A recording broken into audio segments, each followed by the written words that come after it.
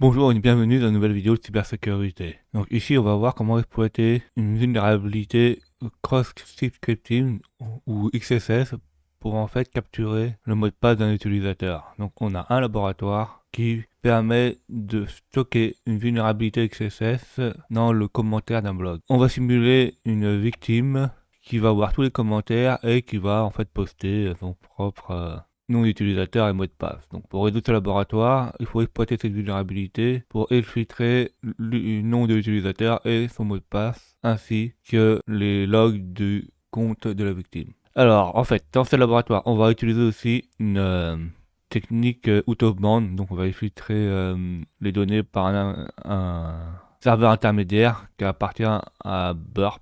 Donc en fait, ils utilisent Burp Collaborator. Ici, on va utiliser un script que j'ai fait pour récupérer les données de Burp Collaborator. Donc il y a un pare-feu qui permet de bloquer tous les sites autres que Burp Collaborator. Donc il faut utiliser le script. La première chose à faire, c'est d'accéder au lab. Donc on clique sur Access the Lab. Une fois que ceci fait, on y arrive ici. Donc là, il faut vérifier si il y a bien une faille XSS. Donc on va sur le blog, donc on va dans View Post. Une fois dessus, c'est dans Command qu'on peut exploiter la vulnérabilité. Donc là, on met une simple alerte. On met un nom bidon, un email bidon et un site web bidon. Et on poste le commentaire. On retourne au blog et on va voir si l'alerte fonctionne. Donc l'alerte fonctionne, donc ça veut dire que le blog est vulnérable au script à l'injection XSS. Là, il faut activer le script qui permet de récupérer les données sur le serveur de Burp Collaborator. Donc pour faire ceci, en fait, il faut cliquer sur la croix verte. La script, aller dans Standalone et dans Standalone, il faut aller sur OST Listen Burp Collaborator. Je vous donnerai le lien dans les commentaires pour télécharger le script. Une fois dessus, là, vous cliquez dessus et vous faites Run. Après, il va vous demander un ByID. Donc le ByID, vous pouvez prendre le mien ou un autre que vous avez récupéré avec Wireshark à partir de Burp Suite Pro. Utiliser mon ByID n'est pas vraiment sécurisé parce qu'en fait, une autre personne va intercepter les requêtes que vous faites. Donc, on fait un copier-coller et là, il nous demande tous les combien de temps il veut qu'on rafraîchisse le serveur. Donc, tous les combien de temps on va récupérer les données. Donc, nous, on dit par exemple 10 secondes. Tous les 10 secondes, les données vont être récupérées et on fait OK. Une fois ceci fait, on va mettre l'injection. Donc, on fait un copier-coller de ceci. Alors, je vais vous expliquer ce que c'est.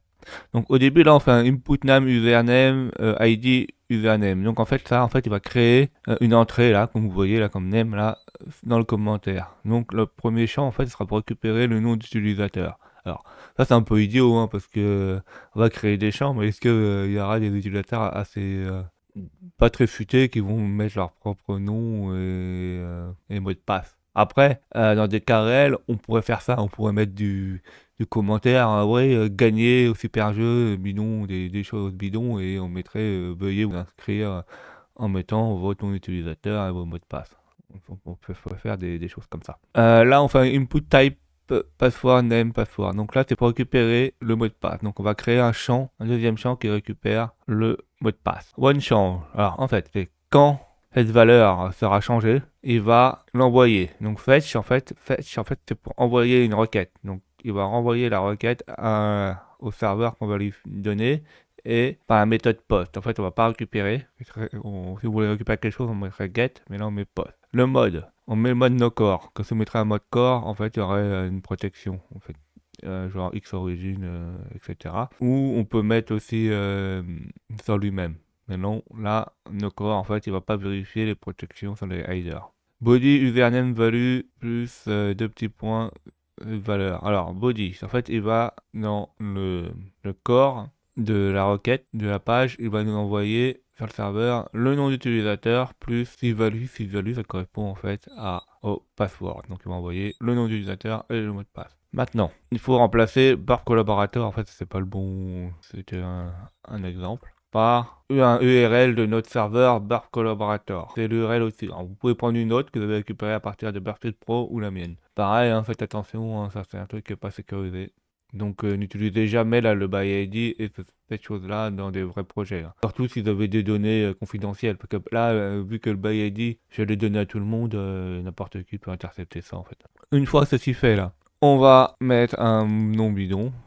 Par exemple Toto, un email bidon et un website bidon. C'est pour qu'en fait, quand on poste commente, ça valide tout. Donc on poste commentaire, on attend un peu et normalement là on a des données. Alors je vais aller sur Back to Blog pour voir à quoi ça ressemble les champs et tout ça. Alors là on voit le dernier message qui a été fait, Toto, et là on voit le premier champ qui est où on met le nom d'utilisateur et là où on met par exemple un mot de passe. Une fois ceci fait là, les données ont été récupérées. Là, il faut scroller. À un certain moment, on voit HTML body avec un nom, hein. On remonte en haut là et on voit un nom qui est administrateur et ainsi que son mot de passe. Donc là, on a l'utilisateur administrateur, donc l'administrateur, qui a tapé le mot de passe dans les champs. On va se connecter avec celui-ci. Donc on va dans My Account. Là, on met administrateur. Donc on peut en copier, coller. On fait la même chose avec le mot de passe. On se log. Et là, on voit qu'on a réussi à se loguer avec ceci. Donc, le laboratoire est résolu. Alors, il faut faire super gaffe à ça. On a vu qu'avec une simple faille XSS, on a fait des champs et récupéré le mot de passe et nos utilisateurs.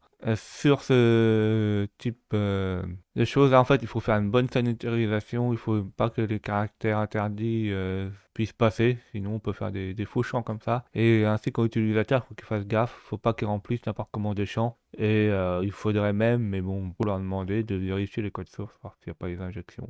Merci d'avoir vu cette vidéo. N'oubliez pas de mettre des pouces bleus et de vous abonner.